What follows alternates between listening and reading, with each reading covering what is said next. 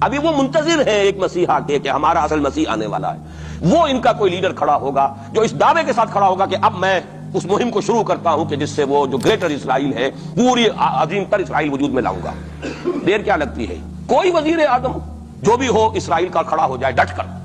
کہ ٹھیک ہے وی ڈکلیئر وار، اور ہم تو یہ علاقے اب لے کر رہے ہیں۔ اس نے کہا یہ نہ سمجھو کہ گریٹر اسرائیل کو میں نے چھوڑ دیا ہے، اس کا نقشہ تو میرے دل پر کندہ ہے اور میں منتظر ہوں وہ وقت آئے کہ ہم وہ گریٹر اسرائیل قائم کریں۔ تو یہ در حقیقت یہ دیکھنا ہے کہ مسلمانوں کے اندر جان ہے تو کتنی، یہ فیلرز پھینکے جایا کرتے ہیں،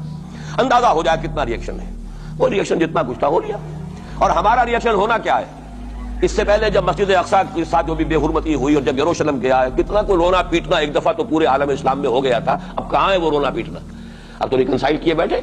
اب تو وہی عرب ممالک ایک ٹیبل پر جا کر میڈرڈ میں تو بیٹھ آئے نا آخر اسرائیل کے ساتھ، اور اب مسلسل گفتگو ہے واشنگٹن میں جو ہے، ایک پہلا round, second round, third round, کبھی تو اس کے ساتھ ایک میز پر بیٹھنا گوارا نہیں تھا، اس کو ریکگنائز کرنے کا کوئی سوال نہیں تھا، اب اس کی باتیں بھی ہو رہی ہیں۔ تو معلوم ہوتا ہے کہ یہ سارے جو ہیں حالات، یہ کوئی ایسی باتیں نہیں ہیں، کوئی فیری ٹیلز ہوں، یہ کوئی پریوں کی کہانیاں ہوں جو آنے والی ہیں کیسے ہم مان لیں۔ یہ صحیح عقیدہ اسلامی ہے، ازروع احادیث، حضرت مسیح علیہ السلام زندہ آسمان پر اٹھائے گئے، اور وہی حضرت مسیح علیہ السلام دوبارہ آئیں گے،